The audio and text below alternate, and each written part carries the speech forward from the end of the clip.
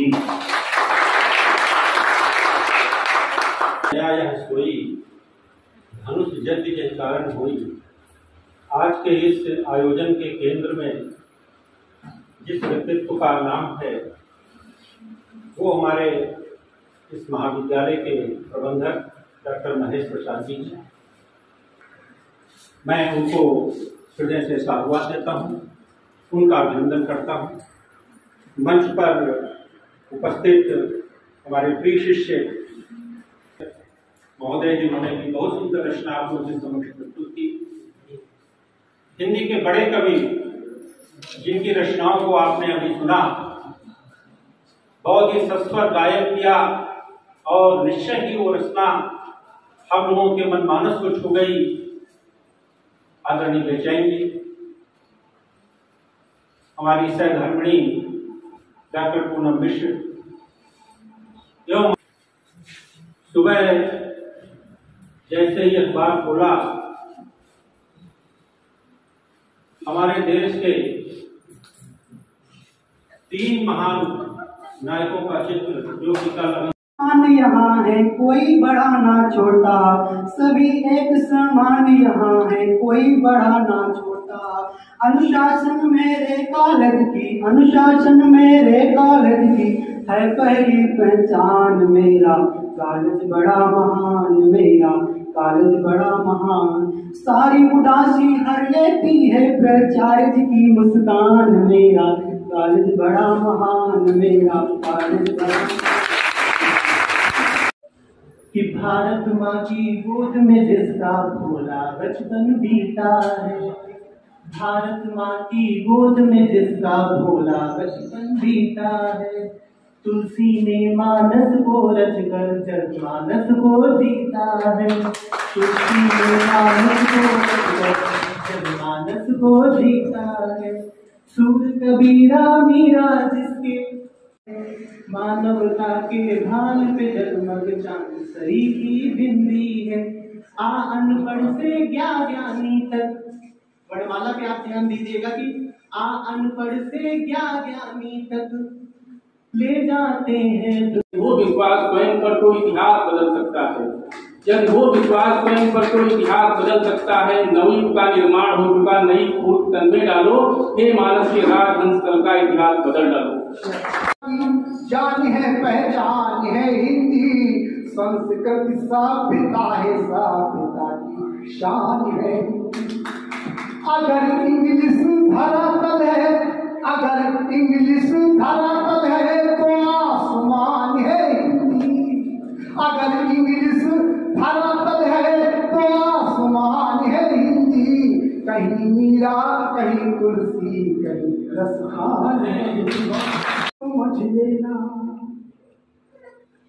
जीवन में अपना का मान समझ लेना, और करना है कैसे किसका सम्मान समझ लेना। शिक्षक से ही मिलेगी शिक्षा भले बुरे की, शिक्षक से ही मिलेगी शिक्षा भले बुरे की। शिक्षक से ही मिलेगी शिक्षा भले बुरे की। क्या फर्क है दोनों के दरमियान समझ लेना। तो वफा कीजिए कि चाहते हो वफा, तो वफा कीजिए। दोस्तों से कभी मत दगा कीजिए, दोस्तों से कभी मत दगा कीजिए।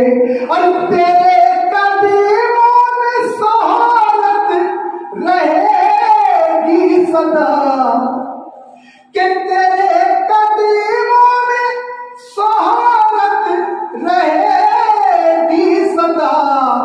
और अपने माँ बाप को मत खफा कीजिए।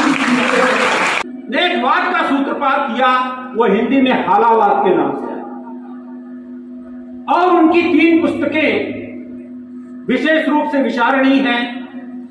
एक मधुशाला, दूसरी मधुबाला और तीसरी मधुकलश।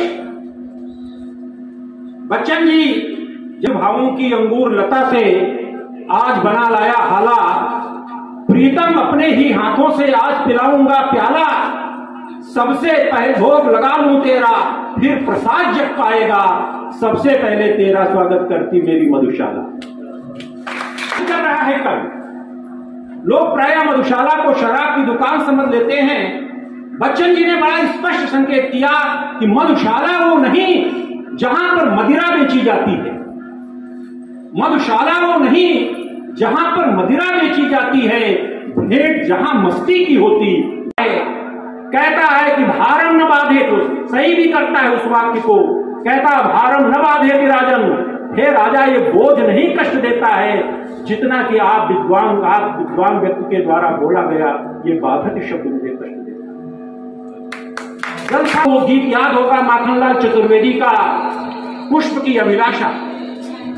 चाह नहीं मैं सुरबाला के गहनों में गूथा जाऊं, चाह नहीं प्रेमी माला में बिन प्यारी को ललचाऊं, चाह नहीं सम्राटों के शव पर हे हर डाला जाऊं, चाह नहीं देवों के सिर पर चढ़ूं भाग्य पर इटलाऊं, मुझे तो लेना बनमाली देना उस पथ पर तुम्हें, मातृभूमि पर शीश चढ़ाने जिस पथ जाए वीर ने। इन गीतों ने हमें स्वतंत्रता दिलाई। भारती स्वयं प्रभा समुज्ज्वला स्वतंत्रता पुकारती, अराग सैन्य सिंधु पर बढ़ावा से चलो, जयी बनो प्रवीर हो जयी बनो, बढ़े चलो बढ़े चलो, झंडा ऊंचा रहे हमारा, विजयी विश्व तिरंगा प्यारा।